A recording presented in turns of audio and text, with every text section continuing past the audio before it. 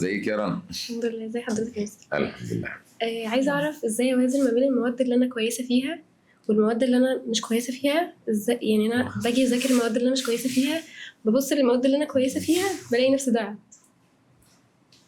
يعني مين بيجي على حساب مين؟ المواد اللي مش كويسه بتيجي على حساب المواد الكويسه، او انا اللي مش بعرف انظم.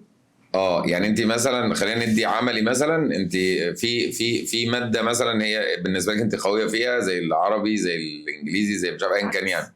ايه او المواد العلميه انت كويسه فيها واللغات عامله معاكي مشكله ايا كان يعني. م. فانت حاسه ان انت جايه على المواد اللي انت مثلا في قصور فيها شويه. ايوه، يعني مثلا العربي مقصره فيها شويه، فباجي اذاكر عربي كويس فلاقي ان انا بوظت الانجليزي مثلا. طيب هو المفروض ان انت عشان تعرفي توازني انت تمشي وفق الخطه بتاعت، يعني المفروض مثلا ان احنا كل زمايلي يعني واخواتنا في كل انحاء الجمهوريه هتلاقي كله حاطط خطط مراجعه دلوقتي. فانت بتمشي ضمن الخطه. يعني انت دلوقتي مثلا ايه، انا حاطط لك كم من التاسكات والواجبات والحفظ يجبرك انك ما تاثريش. ايوه فاهم ازاي؟ وانا حاطين الحد الادنى. يعني مثلا ايه، احنا حاطين ان انت مطلوب منك تحلي كذا وتراجع كذا وتعملي كذا وكذا، وبعدين حاطط حاجات تانية اختياريه للي عاوز يستزيد. فانت لو التزمتي بالحاجات حتى الاساسيه اللي المدرس بتاعك عاملها لك، خلاص يبقى هو اللي بيليد اصلا، يعني هو اللي بيقودك ان انت مش هتاثري. ليه؟ لان انت لو اثرت معناه انك ما عملتيش الواجب، لو اثرت معناه ان انت ما حليتيش الامتحان اللي مطلوب منك، لو اثرت معناه ان انت ما استعدتيش للامتحان اللي جاي. فانا رايي لو المدرس بتاعك خطته بالنسبه لك مقنعه وكويسه وتمام التمام، فخلاص خليه هو اللي يسوق بقى وتمشي انت في ظله. بس اهم حاجه ان انت المهام اللي بديها لك تعمليها كويس بما يرضي الله. ما هو حضرتك بتجبرني ان انا اعمل ده، فانا ما بقصرش في الانجليزي، بس في العربي ما فيش الاجبار ده، فانا بقصر في العربي. فهل دي مشكله مدرس؟ هو يعني هم بيجبر، يعني ايه، ما بيشوفش واجب مثلا او ما ايوه، ما فيش اهتمام قوي بالواجب وكده. يعني انت التقصير جاي من ان انت ما فيش حاجه تلزمك اصلا. أيوة يعني بالظبط. ما ما هي اصل حاجه من اتنين، ما انا يا اما حد يضغطني يا اما يكون الضغط ذاتي انا اللي بعرف اعمل كنترول على نفسي واضغط. بس بيكون الافضل بكتير ان يكون في حد حد ضغطنا. عشان كده حتى يعني يمكن هرد على سؤال انت ما سالتوش بس انا سالته، ناس كتير سالته، اللي هو بيقول لك مثلا ايه، في اقتراح ان انا اكمل الماده دي لوحدي مثلا، ان انا راجع في الماده دي لوحدي سواء ماده او اكتر انا كويس فيها فهوفر وراجع لوحدي. فانا بقول الفكره مش فكره ماده علميه، يعني مثلا انا شاطر في الانجليزي فخلاص ما عدتش محتاج اراجع، او شاطر في العربي فمش محتاج اراجع فراجع لوحدي. فانا بقول هي الفكره فكره ان حد ينظمني ويلزمني، مش فكره ان انا، يعني هي مش فكره ماده علميه بس، هي فكره ان انا في حد بيقول لي يوم الثلاث عندك كذا ويوم الاربع عندك امتحان كذا. ده لو مش موجود في حياتي غالبا بتلاقيني بقى قاعد اسوف، هخش بقى في البروكراستينيشن او التسويف. ف يعني انصح ان يعني لازم يكون المدرس اللي انت مكمله معاه واللي انت شغاله معاه اولا يكون عنده خطه واضحه، يعني مش ماشي بقى يعني عارفين احنا هنبدا امتى ونخلص امتى ونظامنا ايه. ده من حقك، ده من حقك. احنا ماشيين ازاي بالظبط وهنبدا امتى ونخلص امتى. ثانيا لازم يكون عنده شيء من المتابعه، يعني هو يعني قسوه المحب بمعنى اصح، او انا بشد عليك عشان مصلحتك، ده وضع طبيعي. ف يعني انصح انه لو سايب الدنيا خالص كده، مش عارف، مش حاسس ان هي فكره كويسه ان انت تكملي يعني. هل عادي بقى ان انا اسيبه في الفتره دي؟ انا ما بحبش يعني بصراحه برضه، اصل المشكله في صراع معايا ان انا ما بحبش انك تتنططي بين المدرسين كتير. ليه؟ لان هي بتبقى جرعه علاج من الاول للاخر. يعني انا بحس ان انا ابدا من دي 1 لاخر يوم مع نفس المدرس، دي بتبقى ميزه كبيره جدا. لان مثلا زي ما انتم شفتوا مثلا كل حد من اخواتنا بيبقى ليه خطه. فانا بدات مثلا بقى هاسس بشكل معين، هاجل دي للمراجعه، هقول دي بالشكل الفلاني عشان هضيف عليها في كذا. فلحد ليله الامتحان انا باخدت الجرعه كده على بعضها بنفس الرؤيه بتاعت المدرس ده.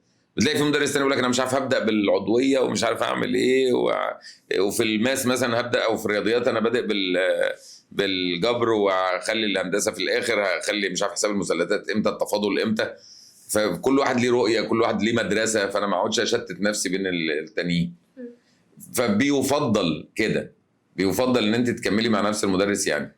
بس هو السؤال انت يعني ليه قاعده مع محمد توفيق 7 شهور وبعدين اكتشفتي ان لا انا عارفه الموضوع ده من زمان، بس يعني بابا قال لي كذا مره ان انا ما اسيبش المدرس، مش هو وجهه نظره زي وجهه نظري، لا دام انا مرتاح معاه وهو كويس وكده المفروض امشي معاه المشوار كامل عشان اخد الخير كله، وخلاص اتعودت على اسلوبه وبقى في توائم بينا، فده افضل. فانت هنا في الحاله دي هتضطر ان انت بقى اللي يكون في الزام ذاتي، او ان انت مثلا تدخلي حد من يعني حد كبير معاكي او حد ليه دلال يعني عليكي ان هو يلزمك، هسمع لك كذا في الوقت الفلاني. حاليا يعني بدور ان انا ادخل المستر اونلاين جنبه.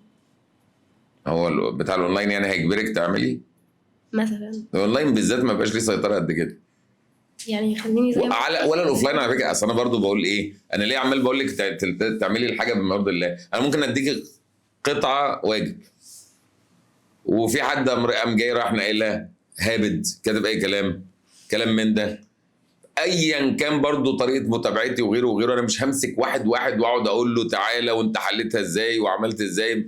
انا مش هبدد طاقتي في واحد مش عاوز مصلحته.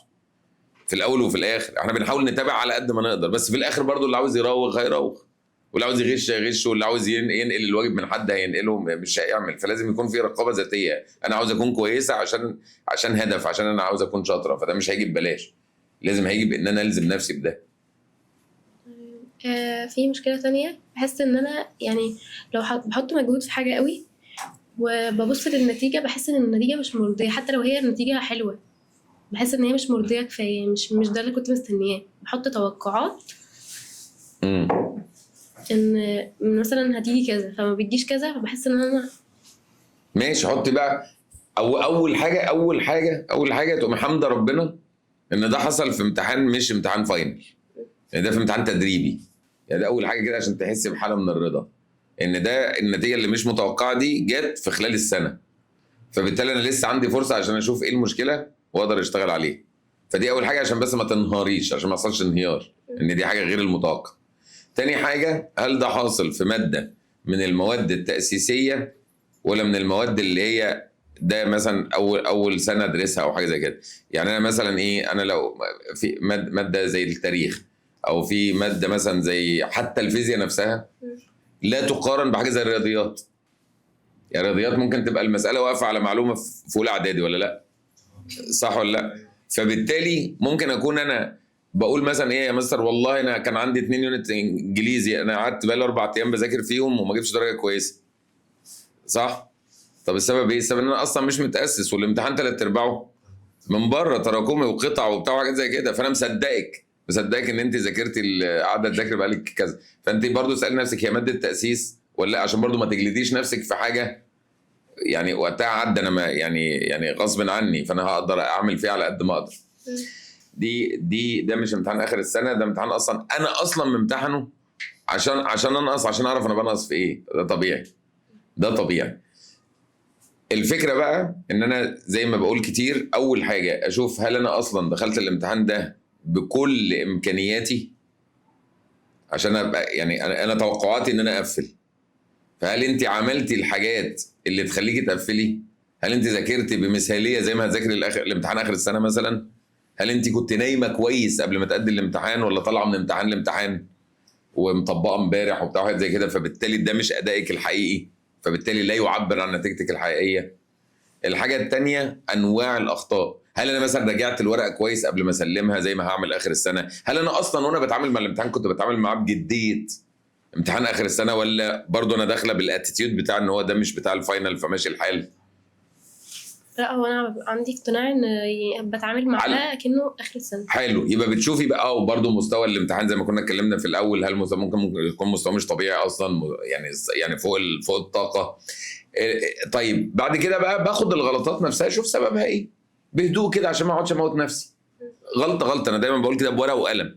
الغلطه الاولانيه ان انا ما بعرفش اميز بين الكذا وكذا، هي عندي مشكله فيه. الحل ان انا هرجع للمدرس او هرجع لاي مصادر وكذا زي ما قلت في الاول عشان احل المشكله دي.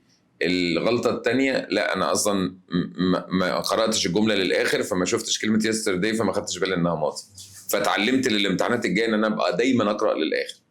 الغلطه الثالثه، ده انا اصلا ما علمتش في البابل شيت، مش بيحصل معاكم؟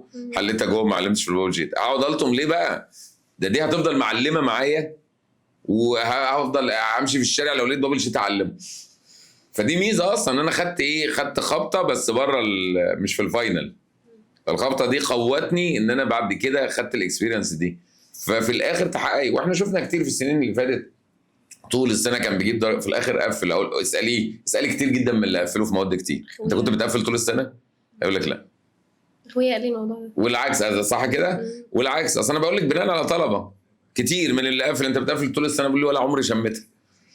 اقول سبحان الله، ما هو يمكن بقى عشان يعني كنت بتتعلم طول السنه عشان تقفل في الاخر، بس كده. تسلم يا حبيبي.